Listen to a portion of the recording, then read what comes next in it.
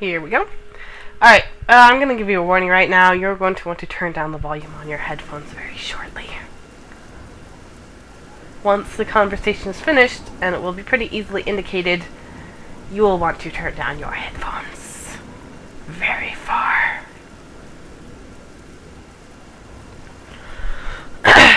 Okay. It is me again. And so you have found me at last. I knew that you would come, and I knew that you would eventually succeed in tracking me down. I know all of this because, despite the swapping of souls, we still share the same spirit. Beneath the part of me that is your pre-incarnation, the part of you that is been shaped by your life on Tamriel, there is still a part of me, and I know I read that wrong in the beginning. You feel the guilt of your pre-incarnation's actions. You bear the weight of his crimes, and now you have come to make your penance. This is your brief chance at redemption, an opportunity to truly separate yourself from your pre-incarnation. Whether you have a malevolent soul or a benevolent one, you seek to separate yourself from that which created you. You want to be something more. From here, you would take me from the abyss of the faithless and back to Tamriel.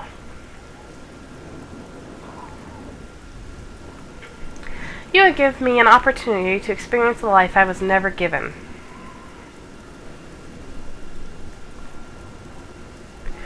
If someone as monstrous as the Butcher of Armandale can be granted a second chance, surely one such as I should be given one. But there is one critical factor that you have failed to take into account. One pivotal piece of evidence that ultimately dictates everything. In a world of fairy tales, everyone has an opportunity to find redemption, everyone learns a valuable lesson, and everyone lives happily ever after. But this is not a fairy tale for the amusement of children. This is the real world, and is bloody and brutal. There will be no happy endings here. You have worked incredibly hard and at great cost to yourself and your comrades to find me here, but all of it has been a wasted effort. Why is that? Because you carry with you the curse of your pre-incarnation. Everything that he has touched and tainted is beyond your redemption. You cannot heal the scars he has left on this world, and the sooner you realize that, the better, for your own sake and that of your companions. No one such as you needs to exist beyond your one such as you needs to exist beyond your pre-incarnation. You need to be something greater than him. You need to find redemption elsewhere, rectifying others' wrongs or create more of them, whichever takes your fancy. But leave the damage that he has done for someone else to fix. You cannot live out your life seeking to make amends for his actions. Your pre-incarnation is long dead, yet still he continues to torment me from beyond the grave, as we will soon find out. I don't understand. Oh, but you will. And soon.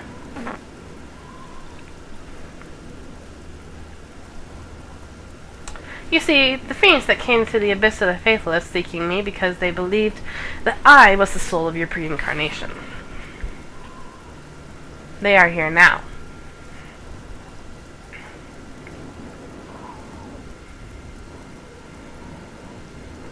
They have been watching the entrance to my lair, waiting for someone to come who could open the coded door and gain access to this place. They have followed you here, and now they have followed you inside. They have come for me, to take me to Oblivion to punish me. You have led them here. Thus, you indirectly have been the cause of my fate. You thought to right the wrong of your pre-incarnation, but instead, you have made it worse. And not because of any crime that I have committed, but for the crimes of your pre-incarnation. They believe that I am he, and so I shall suffer for it. Thus, your pre-incarnation continues to torment me from beyond the grave. Now, indirectly, he has taken me from this eternal hell, the abyss of the faithless, and send me kicking and screaming into a more terrible hell, Oblivion, to be punished for the crimes I never committed. No, I will not submit to my fate in a manner that life would dictate just.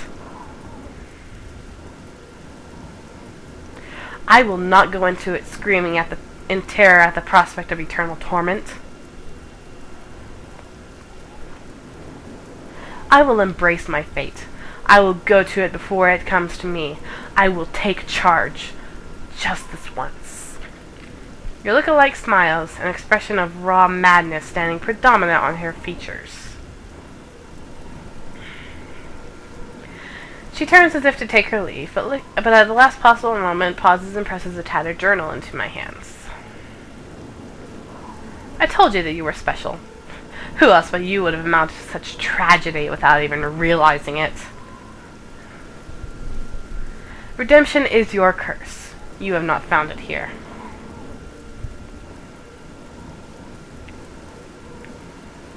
Now turn down your volume. I am warning you.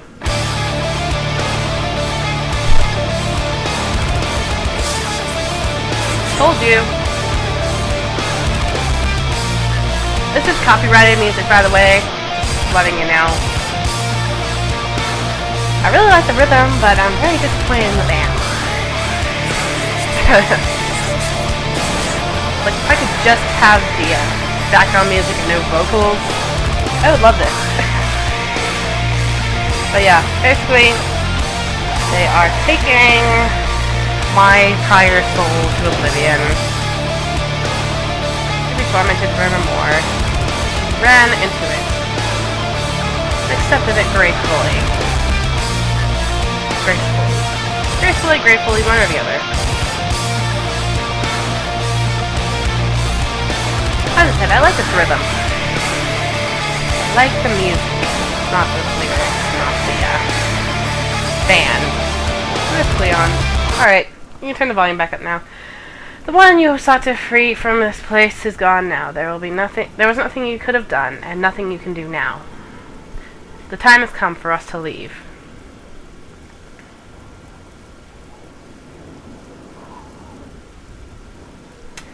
And that is how that goes. Kinda sucks. You cannot save your prior soul no matter what you do. You instead inadvertently cause her destruction. Oh well. It would still be weird if my other self was here. That would just be odd. Just like, hey, this is the twin that none of you ever knew I had. Anyway, I have failed at my task to find redemption by rescuing my duplicate from the abyss of the faithless. She has been taken to Oblivion by the Fiends to suffer an eternity of torment for the treachery of my pre-incarnation. She is beyond my reach now. There was nothing I could have done to prevent it from happening, and nothing I can do now to save her. Yet strangely, my duplicate did not flee from her fate. She embraced it almost welcomingly. Perhaps the journal she left me can provide the closure I seek. Let us read it and find out. Tattered journal. Years, decades, centuries, millennia. How long have I been here? I no longer know. Once I counted the days using a mathematical calendar system that Karen taught me. Yet I ceased that practice long ago. For some reason, knowing the length of my tenure in this place only seems to make it more unbearable. The Dumber Arlita once told me that time means nothing in a place like this, and I suppose it doesn't, as we are all damned to be here for all eternity. Yet as the years roll past, I find that my mind wanders, and despite my efforts to keep my focus firmly entrenched in my existence within the abysmal plane, I dream of what I might have been doing were I alive in Tamriel. I have aged in this place, which should not have even been possible, as aging is a process of the physical form. A gift, make no mistake, I genuinely believe it to be a gift, granted to those who are alive. Yet, whilst my appearance may have changed to match a physical age, I've not found my mind growing sharper, nor my muscles growing weaker. Karen once speculated that the souls who haunt the abyss of the faithless reflect the change it undergoes. He has been here long enough to have seen... Ah, no! Darn it. I've read my duplic's journal, yet despite its interesting nature, there was only one aspect of the writing... Ah! Darn it! Darn the clicking! Darn it. Now put this back here. Bad keyboard. Where was I? Change it undergoes. He has been here long enough to have seen it at various stages of progression, and always, by his words, the state seemed to equate to the average mind state of the collective whole. If that is true, then perhaps my aging is due to my mind believing this place to be my home, and the aging to the form of my soul has taken to reflect this. This, if nothing else, is indicative of the fact that the abyss of the faithless is the only home that I have ever known. Time means nothing to us, and yet it means everything to us. But how can I think of time in such an analytical manner when the passage of time and what it would have represented, were I alive to experience it, has become the sole thought of to consume my entire being? I blame my duplicate for that, as well as her pre-incarnation, the she-fiend who instigated the entire thing. If the gods do exist, and having never had an opportunity to find gods within Tamriel, I am not sure that they do, then they must truly be malevolent as malevolent as the fiends who cursed my soul to spend eternity in this place. For how can any deity stand by and watch as an innocent like myself was damned unjustly to the abyss of the faithless? Yet, I feel some small measure of satisfaction in knowing that those who threw me into the abyss are suffering in one manner or another. My duplicate is cursed with the guilt of her pre-incarnation, and throws away her life trying to make amends for it. The fiend was slain before his beloved could ever resurrect him, and now has been forced to submit to the will of my duplicate. And Alicia, or Quarrel, or whatever you want to call her, whiles away the years knowing that she has neither the ability to atone for her sins, nor the courage to end it all. They are all suffering, in one manner or another, and though my suffering is by far the greatest and most unfair, I do find perverted pleasure in the knowledge that they are making unwanted penance for what was done for me. Yet, out of all of them, perhaps it is my duplicate, the soul that now inhabits my body, who suffers without due cause. She seeks redemption for crimes that she never truly committed, and worst of all, she seeks it in the wrong place. She is the peasant that struggles to repair the dam wall, even as it collapses around her.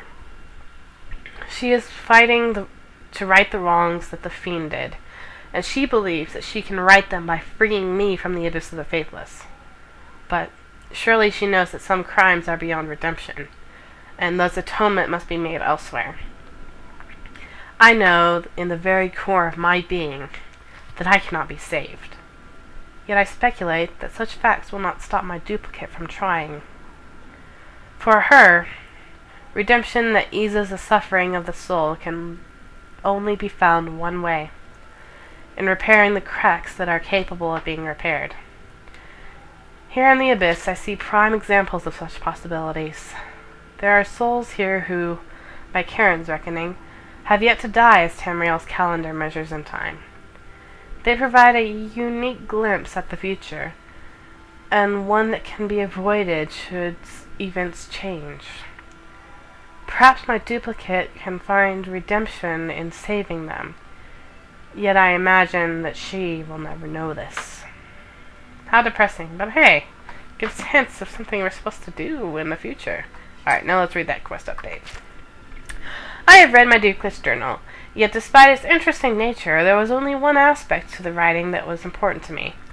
My duplicate suggests that rather than trying to find redemption by struggling to heal the damages done by my pre-incarnation, I should use what I have learned in my travels to find redemption by healing the damage done by others. Though this may be sound advice, it will need to wait until after I've solved the riddle of my two companions and their history. Okay, so there's all that. Now all that's really left is to finish Cleon's conversations, and then we'll do the end of this whole thing. But that is all I'm doing for tonight. I've played nigh upon 2.5 hours, and I have school in the morning, and I have some homework that I must do before I go to bed. So, adieu, my watchers. Thank you all so much for watching. Hello. Never cease to be amazing, and goodbye for now.